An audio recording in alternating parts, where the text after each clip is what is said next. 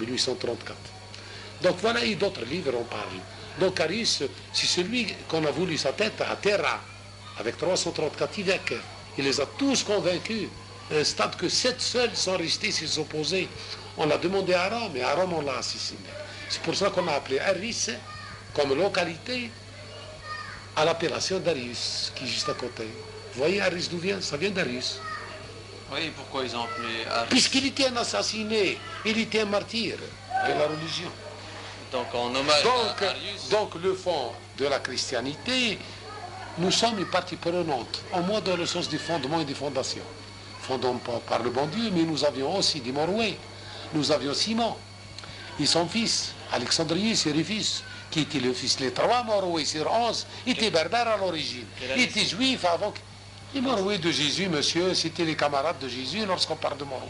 Des apôtres de Jésus. Je ne connais pas. Et vous ne connaissez pas, c'est les 11 Morouais, c'est les 11 apôtres de Jésus. Il y en avait 12, non? 11, 12, la différence, mais on parle de 11. D'accord. Donc 3 étaient berbères. Judaïo avant qu'ils soient chrétiens, mais de la Libye. Et c'est pour ça que Jésus parlait aussi berbère comme il parlait autre langue. Et oui, Jésus avait parlé berbère dans les textes. On n'a qu'à lire la Bible. De reconnaissance. Donc, la christianité, en quelque sorte, nous étions aussi partie prenante dans la christianité, fondateur. La première église qu'on a fondue était à Carthage. La première église au monde qui a été créée, qui a été bâtie, c'était à Carthage par les berbères. Tertullien aussi, qui était un grand savant, un grand, si vous voulez, interprète de la christianité au cours du IIIe siècle. Il était à Carthage, c'est un berbère. Ithrinithren, qu'on appelle Tertullien. Ithrinithren, Tertullien. Et ainsi de suite. Et beaucoup de savants et beaucoup de... Donc la christianité nous appartient aussi. Au moins sur le plan historique. Pourquoi aller aujourd'hui?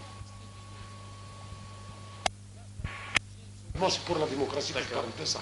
Question très importante. Revenons à la quantité d'Arabes. Il n'y a pas qu'une quantité, puisque c'est un être humain, on ne peut pas dire quantité. Y a-t-il un taux d'Arabes?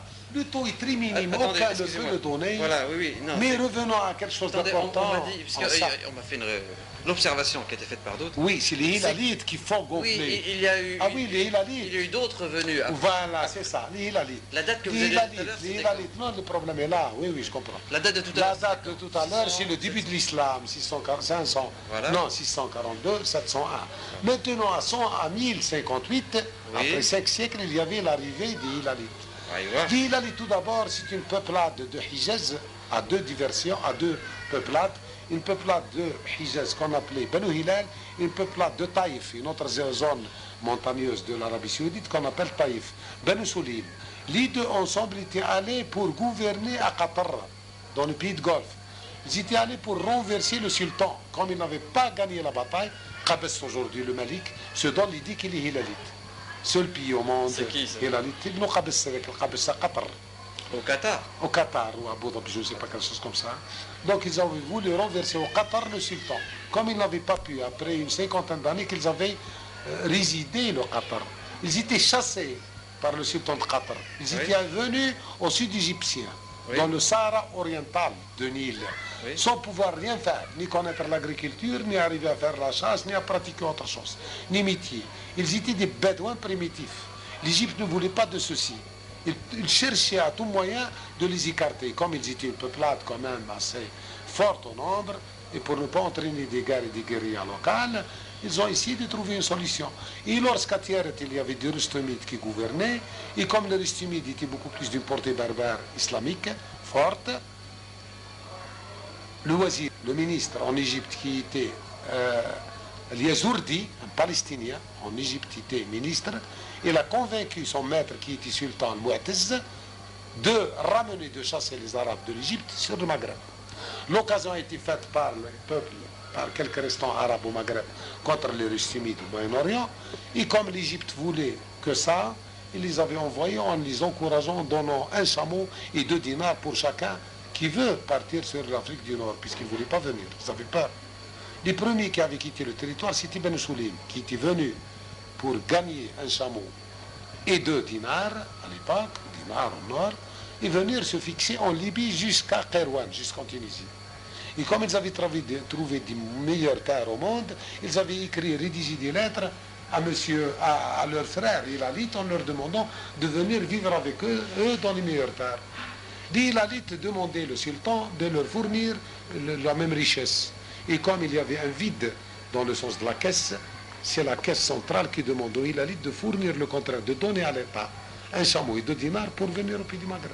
Effectivement, les Hilalites avaient donné ce qu'on donnait avant aux Soulib, Banu Soulib, était redonné aux Hilalites.